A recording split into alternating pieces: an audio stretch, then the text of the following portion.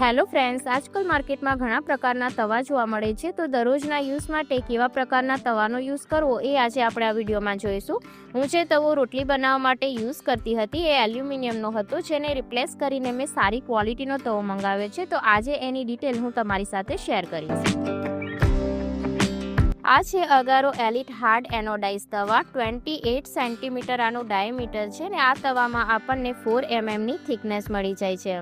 આ તવામાં આપણને રિવર્ટેડ હેન્ડલ મળે છે, જેની ગ્રીપ ખૂબ જ સારી છે ને હેન્ડલ એકદમ મજબૂત છે.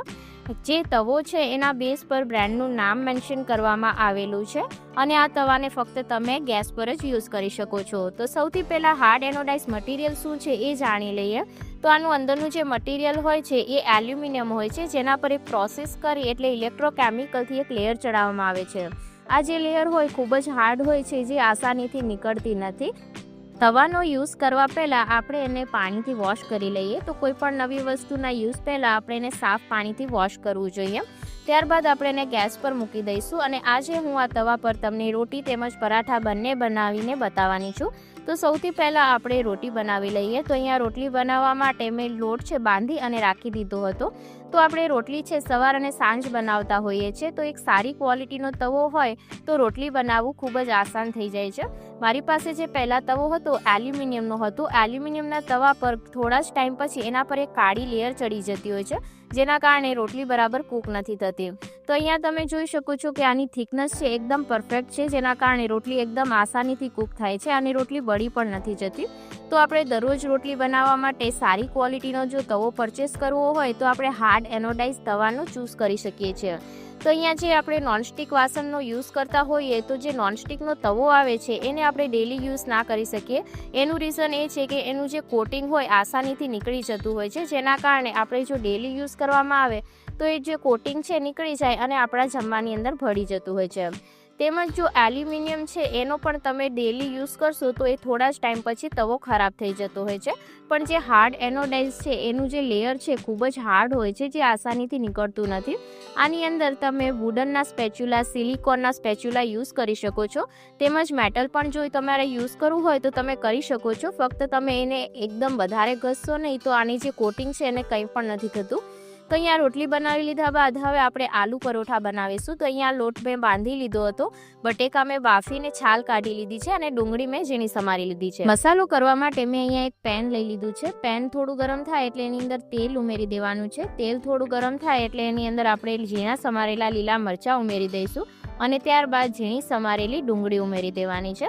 ડુંગળીને આપણે એકદમ સારી રીતના સાંતળી લેવાની છે. આ જે તવો છે એની અંદર રોટી, પરાઠા, ઉત્તપમ, ચીલા વગેરે આપણે બનાવી અને તૈયાર કરી શકીએ છીએ. તો ડુંગળીની કચાશ દૂર થાય એટલે આપણે મસાલા ઉમેરી દઈશું. તો હળદર, ધાણાજીરું પાવડર, લાલ મરચું પાવડર અને સ્વાદ અનુસાર નમક મેં ઉમેરી લીધું છે. બધાને આપણે સારી રીતના મિક્સ કરી લેવાના છે અને ત્યારબાદ જે આપણે બટેકા બાફીને રાખ્યા હતા એ ઉમેરી દઈશું. તો અહીંયા બટેકાને મેં હાથેથી મેશ કરી લીધા હતા. તો હવે આને આપણે સારી રીતના મિક્સ કરી લેવાનું છે. તો અહીંયા આપણો જે બટેકાનો મસાલો છે એ રેડી થઈ ગયો છે. ઉપરથી આપણે 1 ચમચી જેટલો આમચૂર પાવડર ઉમેરી દઈશું ખટાશ માટે. તો એને પણ આપણે સારી રીતના મિક્સ કરી લઈશું. તો હવે આપણે આલુ પરોઠા બનાવી લઈએ. તો અહીંયા સૌથી પહેલાં લોટ છે મેં લુવો બનાવી લીધો છે. હવે આપણે રોટલીને થોડી વણી લેવાની છે અને ત્યારબાદ આપણે એની અંદર મસાલો ભરીશું. અહીંયા જે તવો છે મેં થોડો મોટો મંગાવ્યો છે. આની અંદર તમને નાની સાઇઝ પણ અવેલેબલ છે, તો તમે એ પણ ચેક કરી શકો છો. પણ તવો થોડો મોટો હોય તો એની અંદર આપણે તવા પુલાવ બનાવવા હોય તો એ પણ આપણે બનાવી શકીએ છીએ. તેમજ ઢોસા બનાવવા હોય કે પછી ચીલા, ઉત્તપમ કોઈ પણ વસ્તુ બનાવી હોય તો આસાનીથી બનાવી શકીએ છીએ. એટલા માટે અહીંયા મેં જે તવો છે થોડો મોટી સાઇઝનો લીધો છે. પણ જો તમે ફક્ત રોટલી કે પરાઠા માટે ખરીદવા માંગતા હોય તો તમે આની અંદર જે મીડિયમ સાઇઝ આવે એનો પણ ચૂઝ કરી શકો છો. તો અહીંયા જે મેં પરાઠો છે એ વણી લીધો છે. ત્યારબાદ આપણે એને ઓઇલની અંદર શેકી લઈશું. તો અહીંયા તમે જોઈ શકો છો કે આપણો જે તવો છે એકદમ સારી રીતના કામ કરે છે. એકદમ ઇવનલી આપણો પરાઠો છે એ કૂક થાય છે. તો તમે અહીંયા જોઈ શકો છો કે હું મેટલનો જે સ્પૂન છે એનો જ યુઝ કરી રહી છું. તો નોર્મલી આ જે હાર્ડ એનોડાઇઝ હોય એકદમ સખ્ત હોય છે, તો એને કંઈ પણ નથી થતું. આનાથી પહેલાં મેં તમારી સાથે એક હાર્ડ એનોડાઇઝ જે કઢાઈ છે એનું પણ રિવ્યૂ શેર કર્યું હતું. એ પણ હું અગારો બ્રાન્ડની જ યુઝ કરી રહી છું અને ઘણા ટાઈમથી યુઝ કરી રહી છું અને મેટલના સ્પૂન જ યુઝ કરું છું. તો પણ એના કોઈ પણ સ્ક્રેચીસ કે કોઈ પણ નિશાન નથી આવતા. તો જે હાર્ડ એનોડાઇઝના વાસણ છે એ ખૂબ જ સારી ક્વોલિટીના હોય છે. તો અહીંયા જો પરાઠું આપણું શેકાઈ ગયું છે, તો હવે આપણે એને એક પ્લેટની અંદર કાઢી લઈશું. તો અહીંયા મેં બીજું પરાઠું પણ એ જ રીતના બનાવી અને તૈયાર કરી લીધું હતું. તો તમે જોઈ શકો છો અહીંયા મેં દહીં સાથે બંને પરાઠાને સર્વ કરી લીધા છે. તો જો તમે ડેલી યુઝ માટે એક સારો તવો ખરીદવા માંગતા હોય તો હાર્ડ એનોડાઇઝના તવાને જરૂરથી ચેક કરજો. તો હવે આપણે એની ક્લિનિંગ જોઈ લઈએ. તો ક્લિનિંગ કરવી પણ ખૂબ જ આસાન છે. તમે આ રીતના જે સોફ્ટ સ્ક્રબ આવે એનો ઉપયોગ કરી શકો છો. એકદમ જે હાર્ડ આવે એ સ્ક્રબ અહીંયા નહીં ઘસવાનું.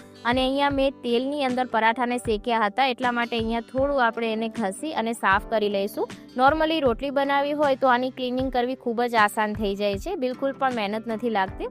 તો અહીંયા જો ક્લીન થઈ ગયો છે અને હવે હું તમને એક વખત સાફ કરીને બતાવી દઉં. તો આને કપડાથી સાફ કરવાની જરૂર નથી, પણ અહીંયા હું તમને ફક્ત બતાવવા માટે ક્લીન કરી રહી છું કે તમે અહીંયા જોઈ શકો છો એકદમ નવા જેવો આપણો તવો છે, ચમકી ગયો છે. તો આને એર ડ્રાય થવા દેશું તો પણ આની અંદર જંગ લાગવાની કોઈ પ્રોબ્લેમ નથી આવતી.